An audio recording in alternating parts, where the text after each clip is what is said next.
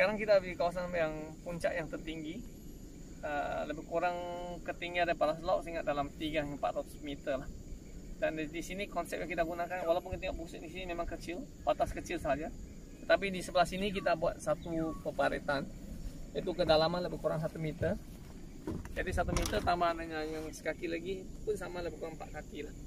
Jadi di sini memang kita konsep di sini kita gunakan konsep peparetan, tempat berjalan, dan juga buat satu batas kecil. Ini bukan busuk tetapi adalah batas kecil. Kita lihat juga dari segi pokok tu memang keseragaman pokok memang ada lah. Tetapi di atas paras ini mungkin pokok lebih kecil sedikit daripada yang di bawah. Antara sebabnya salah satu ialah air tak cukup lagi lah. Jadi pemberian air itu sangat penting, pengairan sangat penting. Jadi kita sekarang tengah memperbaiki sistem supaya air itu dapat diberi dengan sepenuhnya. Sebab di aras tinggi ini pun angin mungkin lebih kuat dan tanahnya pun lebih banyak berbatu. Jadi air yang dapat disembat itu mungkin tidak sebanyak yang di bawah. Dari segi keseragaman memang tidak ada masalah juga, lebih kurang hampir sama juga keseragaman. Pokok kita lihat yang penting ialah pokok tidak ada kuning lah. Kalau pokok kuning maksudnya ada sesuatu yang tak kenal. Maksudnya masalah akar rumput dah berlaku. Di sini kita lihat boleh katakan tiada pokok yang ada tanda-tanda kuning. Maksudnya masih dalam keadaan yang baik.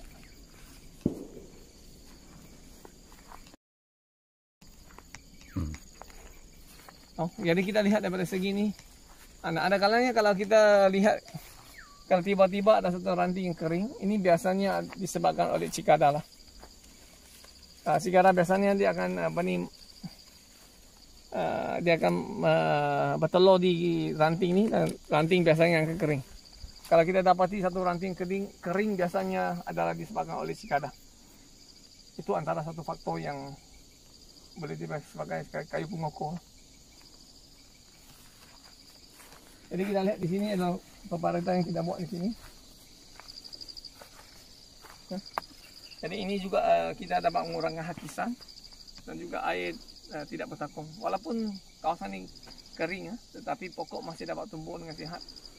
Kecurangan di sini saya rasa boleh dikatakan kecurangan 6 hingga 30 hingga 40. Agak suram juga ya. Ada kawasan yang boleh sampai 50. Tapi 50 susah tanah. 40 pun agak suram.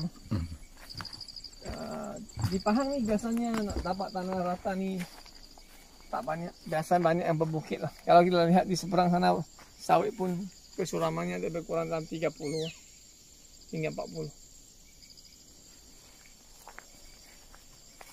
Dan ini antara satu lagi pokok yang sekali-kala kita akan terserempak juga antara pokok yang tiba-tiba mati ya. Kalau tiba-tiba kering biasanya ada dua sebab. Kalau lihat keliling sini basah, maksudnya dalam tu memang ada masalah agak putih ataupun aneh-aneh. Jadi kalau boleh kita kena buat rawatan dengan segera lah kalau ada masalah ni ya.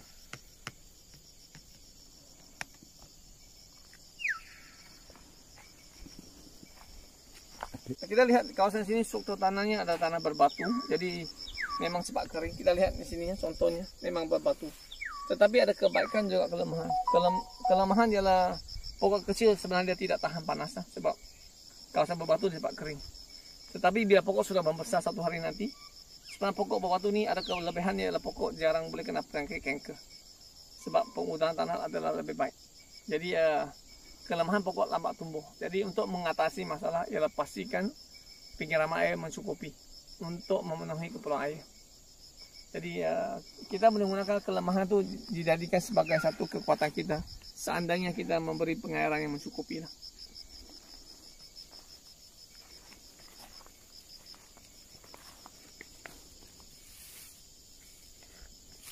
Di sini kita memang sama juga kita buat suku pon yang lebih tebal. Jadi suku pon yang tebal ni sebenarnya kalau kita lihat di dalam memang masih basah lagi. Tanah di dalam masih lembab lagi lah. Tanah di sini memang lembab lagi. Jadi kalau boleh suku pon itu sebenarnya boleh mengurangkan pengejatan. Tetapi bagaimanapun kita kena pastikan ialah siraman air kena diteruskan. Sebab musim panas ni kalau tidak nanti musim panas yang lepas di pokok kata bantut. Jadi tibanya musim hujan tu baru tumbuh kan. Jadi pertumbuhan pokok kita dapat dicapai dengan sekaki sebulan seandainya kita memberi pengairan yang mencukupi, saluran yang baik, pembajaan yang mencukupi.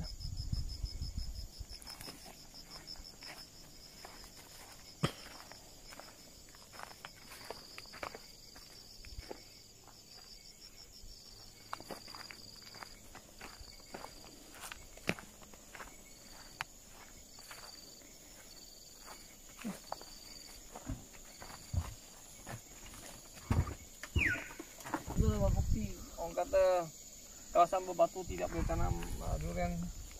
Sebenarnya itu adalah satu mitos juga. Tetapi kalau kita dapat menyediakan pengairan tanah yang baik, sebenarnya durian boleh ditanam di mana-mana kawasan saja. Ya begitu juga dengan membina rumah kan. Kita lihat perumahan yang dibuat, contohnya di Sibu, banyak tempat itu memang ditenggelam air, tetapi mereka membina tu rumah tu di atas air. Jadi antara kalau kita laut di Malaysia banyak keunikan setiap bandar. Contohnya tengok di Pulau Ketam, orang membina rumah tu di atas laut. Jadi inilah satu contoh yang bagaimana kita sebagai manusia menggunakan akal fikiran kita untuk melakukan sesuatu atau mengubah sesuatu supaya kita dapat menanam durian di kawasan yang walaupun keadaan persekitarannya bukannya sangat baik ataupun tanahnya bukan sangat subur. Jadi kita lihat di sini memang kawasan memang semua berbatu. Kalau nak kata tanah tu memang suka ya sebab berbatu kan.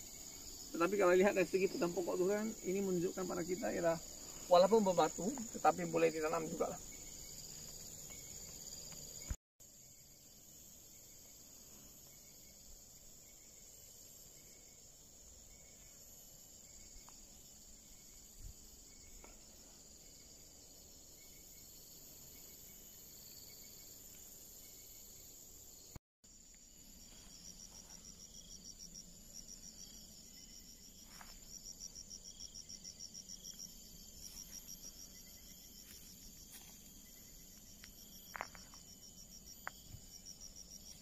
Yang kita lihat dari yang atas bukit dan semakin menurun ke bawah bukit, pokok semakin besar.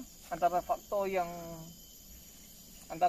menyumbang kepada yang ini juga antaranya ialah terkena air dan juga jumlah air yang disiram. Jadi semakin tinggi itu air itu semakin kurang. Jadi kadar siraman tu kuantiti air juga berkurangan. Jadi semakin rendah kuantiti air disiram itu bertambah. Jadi pertumbuhan pokok pun di sini nampak lebih besar sedikit berbanding di atas.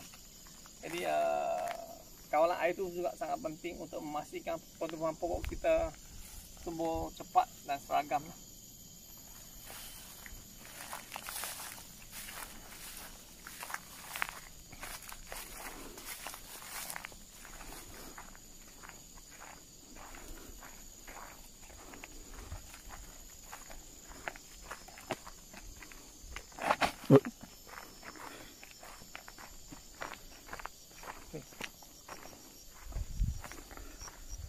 Jadi kita lihat dari sekitar di sini memang tanah sekarang sudah mungkin nampak bagaimana sudah kering.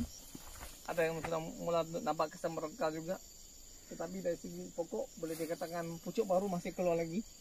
Ini merupakan satu lagi petanda kepada kita ialah pengairan kita mencukupi lah. Kalau pengairan tidak mencukupi musim panas ini tidak mungkin pucuk baru akan tumbuh. Jadi kalau ada pucuk baru tumbuh ini menunjukkan kepada kita ialah air yang kita bagi itu memang mencukupi untuk kegunaan pokok. Kesimpulan daripada kita ada cerita beberapa bab tentang teknologi busuk kan. Jadi tuan-tuan dan puan-puan boleh menilai sendiri secara lebih dekat lagi daripada kita buat di dalam kebun secara live ataupun secara langsung. Kita boleh lihat pokok yang di sini memang dari pokok besar kecil yang kita tunjukkan. Busuk memang satu kaedah penyelesaian masalah kepada masalah akar dan pengiraman air yang cukup memang boleh membantu pertumbuhan pokok. Jadi nasihat saya kepada pelabur ataupun pekebun yang baru nak menceburi, pastikan kita buat sistem busuk, saliran dan pengairan yang mencukupi lah. Ini antara persediaan yang sangat penting untuk memastikan kita tidak gagal tengah jalan lah. Sebab tanam durian ini kita semua diberi peluang menanam sekali seumur hidup. Kalau kita berulang kali tanam, maksudnya peluang kita nak menikmati itu semakin jauh lah. Jadi sekali lagi jangan mengulangi kesilapan yang dilakukan oleh petani. Kita perlu buat apa yang diperlukan pokok, jangan buat mengikut kemahuan kita. Oke, terima kasih.